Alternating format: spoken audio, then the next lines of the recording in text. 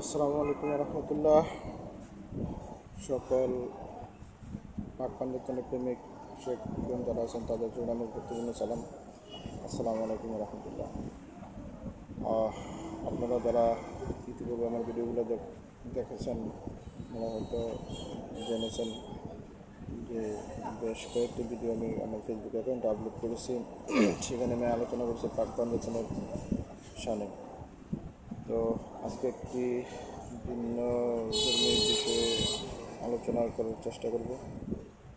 তো এর আগে বলতে চাই যে সামনে যে ঈদে মিলাদুন্নবীর মাস আসতেছে, তো ইনশাল্লাহ এর পরবর্তীতে চেষ্টা করবো ঈদে মিলাদুন্নবী সম্পর্কে কিছু বলার জন্য।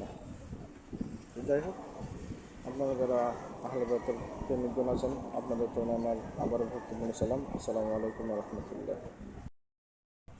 তো আজকে যেটা বলতে চাচ্ছি, আজকে কথা বলবো ধোঁকাবাজির বিষয়ে বা মানুষকে ঠকানোর বিষয়ে। তো এই ধোঁকাবাজি বা মানুষ ঠকানো আমাদের সমাজে রঞ্জে রঞ্জে এখন এমনভাবে পৌঁছে গেছে যে এখন ধোঁকাবাজিটাই নিয়ম। এখন আপনি ব্যবসা বলেন, তারপরে হচ্ছে শিক্ষার ক্ষেত্রে বলেন, ব্যবসার ক্ষেত্রে বলেন, চিকিৎসার ক্ষেত্রে বলেন, বা যত বিষয় আছে যত কিছু আছে প্রায় সব জায়গায় এখন ধোঁকাবাজি হচ্ছে নিয়ম। আপনার স্কুলের শিক্ষক তার কাছে প্রাইভেট না পড়লে এক ছাত্রকে সঠিক মার্কস দেয় না, নাম্বার দেয় না। প্রাইভেট পড়লে সব ঠিক আছে।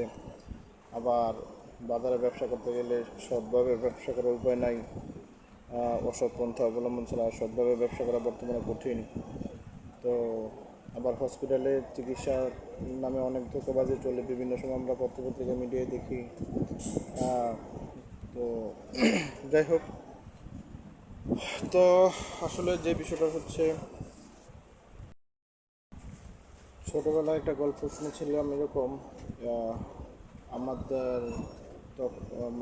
আমরা যখন ছোটো ছিলাম তখন দেখতাম কারো যদি গরু মারা যেত, অসুস্থ হোক আর গরু যখন মারা যায় তো মুসলমানদের জন্য এটা তো খাওয়া নিষেধ, হারাম। তো এটা মুচি বা কষাই এর চামড়াটা, মরা গরুর চামড়াটা ছিলে নিয়ে যেত এবং গরুটা ফেলে দিত আপনার খালের মাঝে। তো আমরা গল্পটা শুনছিলাম এরকম যে একটা কাক যখন এই মরা গরুর গোস্ত খাইতে আসে তখন কাক নাকি ঠোকর দেওয়ার সময় চোখ বন্ধ করে ঠোকর দিত। মানে এরকম একটা ভাবনা যে আমি খাইতেছি আর যেন কেউ দেখতে না পায়, হ্যাঁ, তা আমি একা একা সবটা খাবো, এরকম একটা ইয়ে। তো ওই কাক যখন গরুর উপরে ঠোকর বসাইতো, মাংসের উপরে ঠোকর বসাইতো, তখন চোখ বন্ধ করে ঠোকর বসাইতো যেন অন্য কেউ দেখতে না পারে, অন্য কেউ খাইতে না পারে। তো ওই কাকটার ভাবনা ছিল যে আমি চোখ বন্ধ করছি, আমি দেখি না তো কেউ দেখে না, কিন্তু প্রকৃতপক্ষে বাইরে থেকে যে সবাই দেখতে পাইতো বা দেখতে পায় এটা সে বুঝতে পারতো না। এরকম একটা গল্প শুনছিলাম। তো আমাদের সমাজের অবস্থা এখন অনেকটা এরকম। আপনি যে কোনো বাজারে যান, বেশিরভাগ পণ্য দেখেছে যে আপনার ধোঁকাবাজি। তো যিনি কিনছেন তিনিও জানেন যে এটা আসলের চেয়ে নকল হওয়ার সম্ভাবনা বেশি।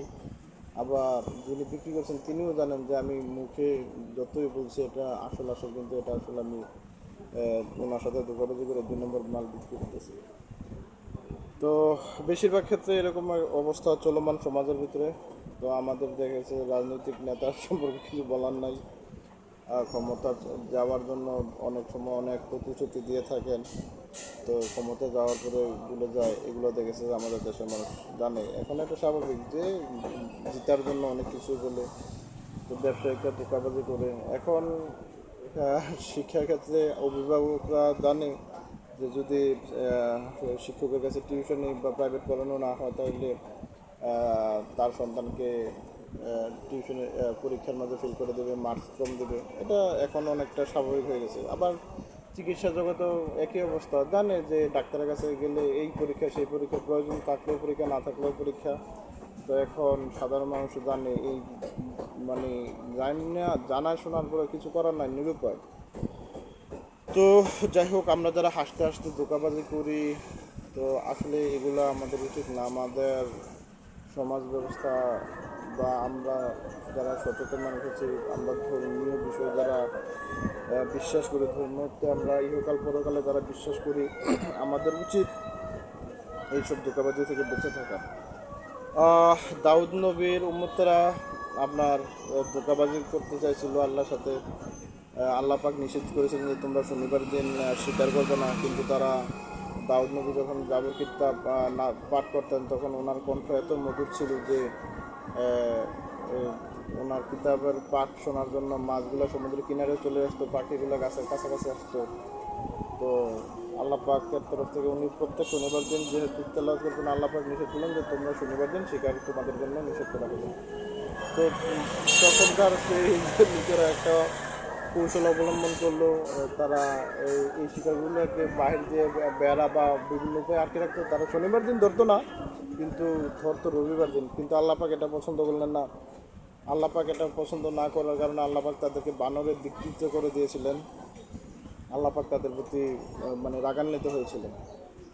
তো আবার পবিত্র কোরআনে আছে যে তারা আল্লাহকে ধোঁকা দিতে, আল্লাহ এবং তার রাসূলকে ধোঁকা দিতে চায় বা মুমিনদেরকে ধোঁকা দিতে চায়, কিন্তু তারা নিজেরাই নিজেদেরকে ধোঁকা দেয়, তারা তা অনুভব করতে পারে না। আবার আমাদের রাসূল সাল্লাল্লাহু আলাইহি সাল্লাম বলছে যে যে ধোঁকাবাজি করে মানুষকে ধোঁকা দেয় সে আমার উম্মতের অন্তর্ভুক্ত নয়। তো যাই হোক, আমাদের সমাজে এমন হয়ে গেছে যে যত বেশি ধোঁকা দিতে পারে সে নিজের তত বেশি বুদ্ধিমান, তত বেশি জ্ঞানী মনে করে। একজন মানুষকে ধোঁকা দিয়ে, একজন মানুষকে ঠকিয়ে সে মনে করে যে খুব বুদ্ধিমানের কাজ করেছে বা খুব বুদ্ধিমান হয়ে গেছে। কিন্তু তাদের পরিণাম আল্লাহ পাক যে কী রেখেছেন, আমরা যদি কোরআন হাদিসের সম্যক জ্ঞান রাখি, আমরা যদি এই বিষয়ে কিছু আহ, চেষ্টা করি জানার জন্য, তাহলে আমরা বুঝতে পারবো যে আল্লাহ পাক কত কঠোরভাবে নিষেধ করেছেন এই ধোঁকাবাজি থেকে বেঁচে থাকার জন্য, এবং রাসূল সাল্লাল্লাহু আলাইহি সাল্লাম মানে কত কঠোরভাবে নিষেধ করেছেন তার উম্মতদেরকে এই ধোঁকাবাজি থেকে বেঁচে থাকার জন্য।